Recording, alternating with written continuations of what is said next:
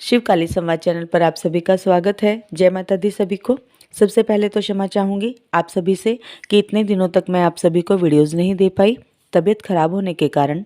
पर आशा करती हूँ ये गैप जो हमारे मध्य में आया है ये जल्दी ही हम पुनः भर लेंगे। आज हम बात करेंगे रात के समय के कुछ संकेत जिनसे हमें पता चलता है कि दैवी शक्ति जागृत हो चुकी है या हो रही है। रात में शक्तियाँ जागृत होने के मुख्य लक्षण जो हमें अपनी पूजा के माध्यम से मिलते हैं और दैवीय शक्तियों का ही ये संकेत होता है। देखिए बच्चों, सबसे पहले आप ये समझें कि दैवी शक्ति क्या होती है। दैवी शक्ति होती है जो आपके साथ गुप्त या प्रकट रूप में, प्रत्यक्ष या प्रत्यक्ष रूप में रहती है। इनमें भी एक शक्ति वह होती है जो आपको आपके कर्मों के हिसाब से मिलती है। हर व्यक्ति के साथ उसकी राशि के अनुसार भगवान जुड़ जाते हैं और यह आप अपनी कुंडली के माध्यम से देख सकते हैं। प्रत्येक व्यक्ति की कुंडली के पंचम भाव में हम अपने भगवान का, अपने इष्ट का पता लगा सकते हैं, क्योंकि भगवान हर क्षण हर पल अपने भक्त की किसी न किसी रूप में रक्षा करते हैं। इसीलिए भगवान के इतने रूप हैं।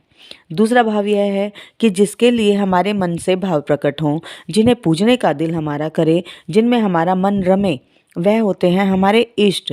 बहुत सारे भगवान हैं। कोई हनुमान जी को पूजता है, कोई राम जी को पूजता है, कोई देवी दुर्गा को, तो कोई माँ महाकाली को पूजता है। तो सबके भाव अलग अलग इष्ट के प्रति अलग अलग होते हैं। और जो हमारे घर परिवार में पीढ़ियों से पूजते चले आ रहे हैं वो होते हैं हमारे कुलदेवी और कुलदेवता। तो मैंने आपको बताया भगवान से संबंधित, इष्ट से संबंधित और कुलदेवी देवता से संबंधित। इससे पहले हम अपने विषय पर आगे बढ़ें, सबको बता दूं कि अब आप सभी बच्चे मुझसे बात कर सकते हैं।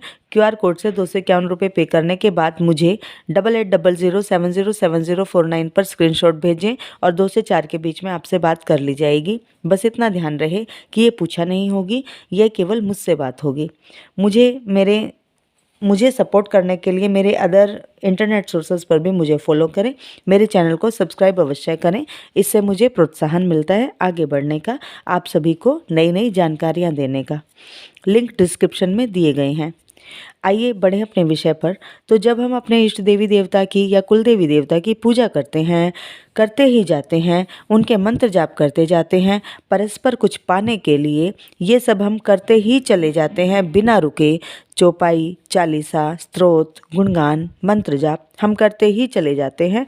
तो उसके बाद उस मंत्र से एक वाइब्रेशन मिलती है, वाइब्रेशन निकलती है जो हमारे चक्र को भी प्रभावित करती है और जो कि हमें अपने इष्ट से मिलाने का कार्य करती है।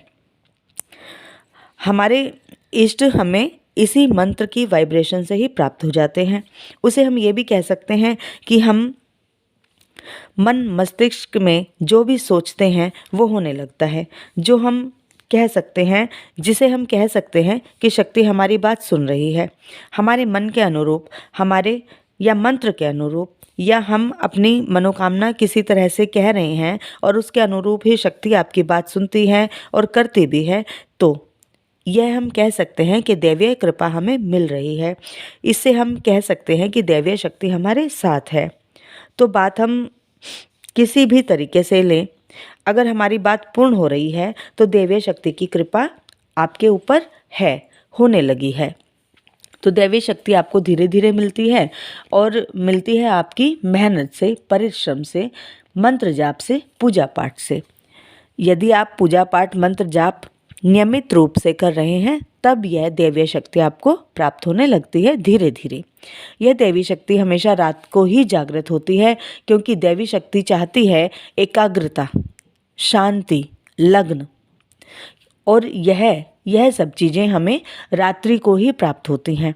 और दिन में जब हम अपने दैनिक कर्म में लिप्त होते हैं, दैनिक कर्म की विधियों में लिप्त होते हैं, मन मस्तिष्क में बहुत से विचार चलते रहते हैं, हमारा मन मस्तिष्क विचारों में उलझा रहता है, काम करने में लगा रहता है, शिक्षा अर्जन में, धनोपार्जन में, परिवार के पालन पोषण में मन मस्तिष्क हमारा लगा रहता है और शरीर भी लिप्त रहता है। ऐसे समय में दैवीय शक्ति हमें अपना एहसास और आभास नहीं करा सकती है। लेकिन रात्रि के समय हमारा मन मस्तिष्क शून्य अवस्था की ओर जाता है, जैसे कि हमारे गुरुजन या बुजुर्ग भी बताते हैं कि रात्रि के 8 बजे के बाद यदि हम जाप ध्यान में बैठते हैं तो शक्तियाँ अपना प्रभाव आपको शीघ्रता से दिखाती हैं। आप में से बहुत से बच्चों ने यह किया भी होगा और महसूस भी हुई होंगी शक्तियाँ उन्हें। तो जिन्हें महसूस हुई हैं शक्तियाँ, जिन्हें आभास हुए हैं रात्रि जागरण में, रात्रि जाप में, वे सभी बच्चे मुझे कमेंट्स में अवश्य बताएं। रात्रि के समय ध्यान जाप से हमें खुशबू आती है। ये खुशबू मिट्टी की भी हो सकती है, इत्र की भी हो सकती है, फूलों की हो सकती है, अगरबत्ती की हो सकती है, धूप बत्ती की हो सकती है, घी की हो सकती है। लेकिन इसके अपोजिट अगर आपको बदबू आ रही है तो ये नकारात्मक ऊर्जा की निशानी है। तो ये दोनों ही पहलू आपको समझकर चलना है। तो सबसे पहला संकेत खुशबू का होता है, दैवीय शक्तियों का।